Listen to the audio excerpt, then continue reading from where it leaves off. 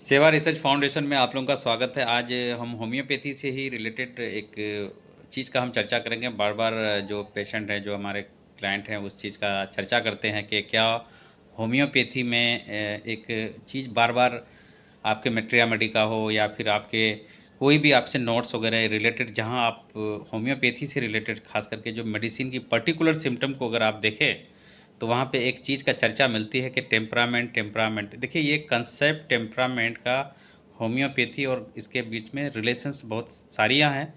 ठीक है, पुराने ज़माने में, फिर मॉडर्न में, फिर मिडिल्स में, इनको तीन कैटेगराइज करके इसको देखा जाए तो होम्योपैथी के ओल्ड जो क्लासिकल होम्योपैथी जो करते थे उस ज़माने में, तो उन्होंने इस चीज़ को काफ़ी चर्चा में इसको रखा।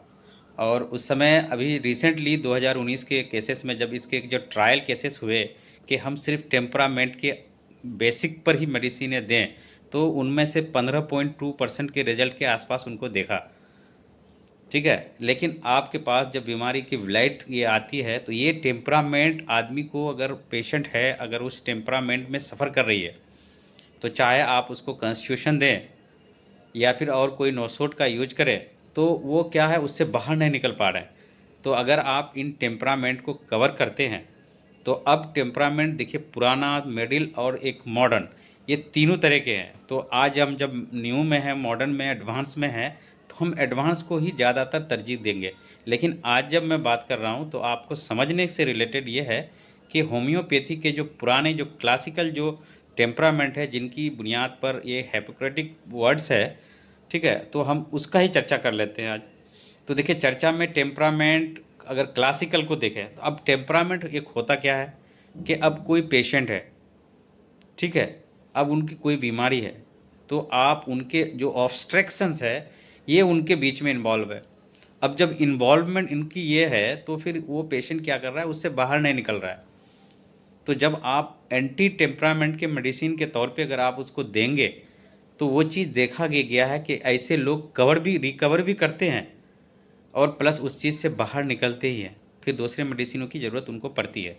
तो अब जो क्लासिकल होम्योपैथी थी, इनमें 4 टेम्परामेंट को देखा ये गया था।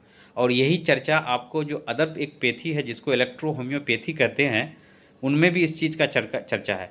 तो आज हम बात कर लेते हैं सैंडविच जो टेम्परामेंट है। मैं उसका यहाँ पे आपको ये लिख देता हूँ। एक्चुअली मैं आज घर पे नहीं हूँ, मैं किसी होम्योपैथी एक सेमिनार है यहाँ पर दीघा, पूर्व मेदिनीपुर में आता है, सॉरी पश्चिम मेदिनीपुर, पूर्व मेदिनीपुर में कंपनी, पश्चिम मेदिनीपुर में है, सेबी नाम से, उसी के इसमें आया हुआ हूँ। इसी वजह से मेरे पास सामान नहीं था, तो मैं 2 दिन लेट हो गया वीडियो बनाने में। तो मैं सोचा कि आपके लिए खाली बैठे हैं तो फिर अभी एक वीडियो मैं बना देता हूँ। तो देखिए, तो टेम्परामेंट जो क्लासिकल है, सैंडविच टेम्परामेंट के बारे में बताता है कि इसके ईयर और ब्लड, इस टेम्परामेंट के लोगों में देखा यह जाता है कि ईयर और ब्लड से रिलेटेड होते हैं। ये ईयर से अफेक्टेड होंगे, इनकी ब्लड ख़राब होगी, इनके ब्लड डिसऑर्डर होंगे, ये टेम्परामेंट के लोग। तो अगर पुराने डायथिस को देखें, ठीक है, अगर आप पुराने अथर्स को देखें तो वो कहते हैं कि हिंदुस्तान के, अगर इलेक्ट्रो होम्योपैथी के मुताबिक अगर देखें, तो वो कहते हैं कि हिंदुस्तान की 78% आबादी सिर्फ सैंग्विन टेम्परामेंट के लोग होते हैं। इनकी ब्लड डिसऑर्डर होते हैं और ये हवा से यानी फिर मौसम से ये डिसअफेक्ट होते हैं। तो इनको कब होता है, हॉट और मॉइस्चराइज़र इसके इसमें होते हैं। ऐसे लोग कैसे होते हैं, एनर्जेटिक होते हैं, ऑप्टोमेस्टिक होते हैं, ठीक है, इम्पल्सिव होते हैं, और इनको फॉरगेटफुल मतलब भूलने की भी आदत होती है। और इसको ब्लड रिलेटेड, जैसे हमने बताया कि ब्लड रिलेटेड इनको इश्यूज़ होते हैं। तो अगर ये एक्यूट कंडीशन में अगर आते हैं आपके पास तो बड़ी बड़ी मेडिसिनें हैं, ठीक है, क्योंकि इस पेशेंट में देखा ये जाता है ख़ास करके कि इनको जो ब्लड डिसऑर्डर होती है, तो ब्लड डिसऑर्डर की जो हमारे पास जो मेडिसिनें हैं, इनमें जो इंडिकेट की गई है पुराने इसके हिसाब से, उसमें इकोनाइट दिया गया है, फेरम मेट दिया गया है, फॉस्फोरस दिया गया है। अब ये 3 मेडिसिन के कारण क्या है, अब इकोनाइट आपके एक्यूट फीवर हो सकते हैं, ठीक है, फेरम मेट आपको एनीमिया हो सकता है, ये एनीमिया और कमजोरी की सबसे बड़ी दवाई में से एक है, ठीक है, जो ब्लड को निराश करता है, एक सर्कुलेशन देता है, फेरम मेट की ये काम है। एक है फास्फोरस, अब फास्फोरस के बारे में ये है कि इनके लोग कैसे होते हैं, काफ़ी सेंसिटिव होते हैं और क्रिएटिव होते हैं फास्फोरस के पेशेंट। आप देखिएगा कि हिंदुस्तान की एक ऐसी बड़ी आबादी है जो एनीमिया से पीड़ित है, ठीक है। एक ऐसी, तो हिंदुस्तान की एक ऐसी भी आबादी है जो आप देख सकते हैं कि वो फास्फोरस इसको ऐसे है कि वो नमक का इस्तेमाल करती है। तो ऐसे पेशेंट जो नमक के क्रैबिंग के अलावा नमक खाता है बहुत ज़्यादा, ठूस ठूस के नमक खाएगा वो, तो ऐसे लिए इसके लिए मेडिसिन है आपके पास फास्फोरस। तो ये केसेस में इसको रखे गए हैं। अब इनके जो दूसरे ये है जिसको आप बिलीलियस कहते हैं, बिलीलियस या फिर उसको अदर भाषा में उसको कोलोडिक टेम्परामेंट से जाना जाता है।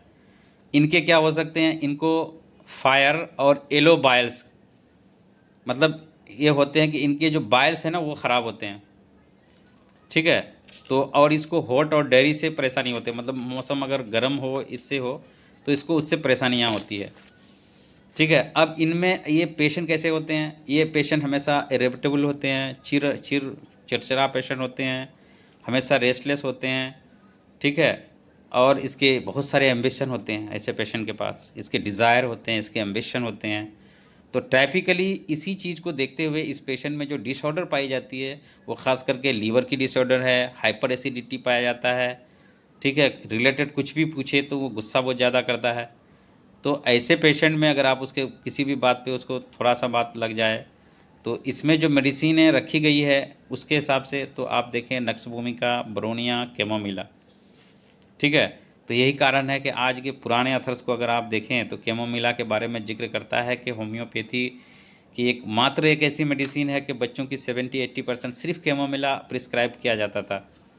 तो वो उसी टेम्परामेंट के हिसाब से उसको लिखा गया था।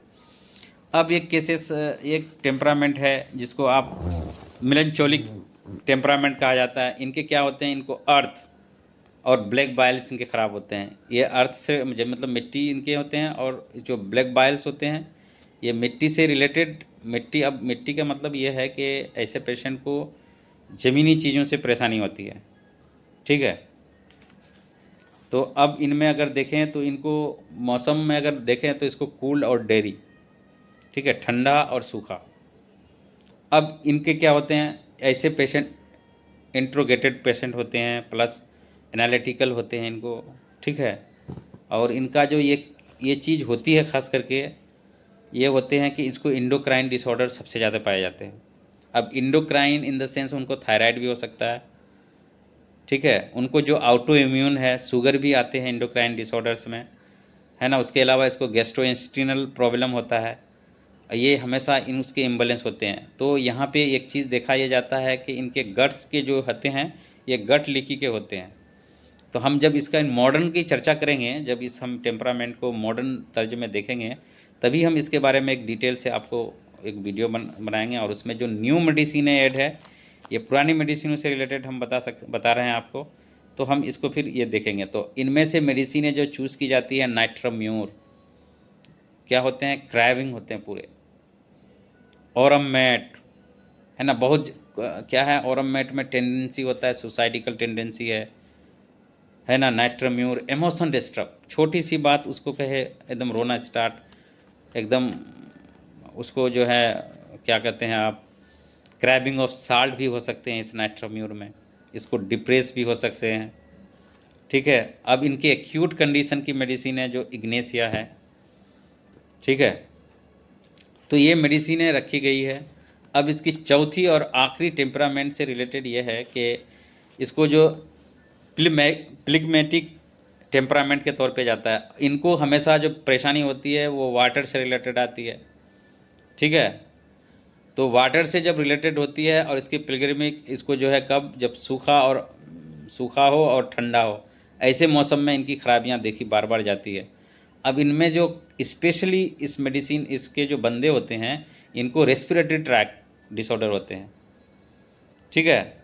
और इनमें देखा यह जाता है कि विटामिन डी की कमी इनमें बड़ी कसरत से होते हैं। इनके चाहे आपको रेस्पिरेटरी ट्रैक के डिसऑर्डर हो या फिर इसके लैम्फेटिक डिसऑर्डर हो सकते हैं, इसके इसमें इनमें बहुत सारी कंजंशन भी होती है, इनको इनकी ओबिसिटी भी एक बहुत बड़ी ये चीज़ है। ठीक है, तो ये सारी मेडिसिन है, इन चीज़ों में दिखाया जाता है। अब इनके जो मेडिसिन है प्रिस्क्राइब उस ज़माने में की गई इस टेम्परामेंट के हिसाब से, पल्स टिला को 1 नंबर में रखा गया, किलकिरिया कार्प को और ग्रेफाइटिस को। ठीक है, तो आप जो मैंने बताया कि ये पुरानी जो ये थी टेम्परामेंट से जो क्लासिकल होम्योपैथी के लोग उस समय यूज करते हैं, लेकिन आज के तौर पे अगर आप देखें मॉडर्न और मिडिल का, जहाँ पे अब मॉडर्न एडवांस में यह है कि क्लिनिकल बेस पे कुछ रखे गए हैं, क्लिनिकल बेस में कुछ टेम्परामेंट को रखे गए हैं, और मॉडर्न जो पुराने थे जो मिडिल में आए उनके टेम्परामेंट फिर अलग से। इस चीज़ में इसका जिक्र हम अगले वीडियो में करेंगे जब हम इसका रिलेटेड वीडियो डालेंगे। तो ये था आज से रिलेटेड, अगर आप देखें। ठीक है, हमने आपको जैसे बताया कि 2019 में जब इसकी कॉन्ट्रैक्ट ट्रायल की गई कि पुराने इसमें इसको कितना ये मिलता है, तो देखा कि 15% विदाउट एनी मेडिसिन, है ना, विदाउट एनी मेडिसिन 15% पेशेंट को रिजल्ट मिला जो बिल्कुल ही क्योर हुए, ये टेम्परामेंट के आधार के ऊपर। तो देखिए होम्योपैथी एक बहुत बड़ा, आपको कहें तो एक समंदर है जहाँ पे हर एक चीज़ को ख्याल में रखा जाता है।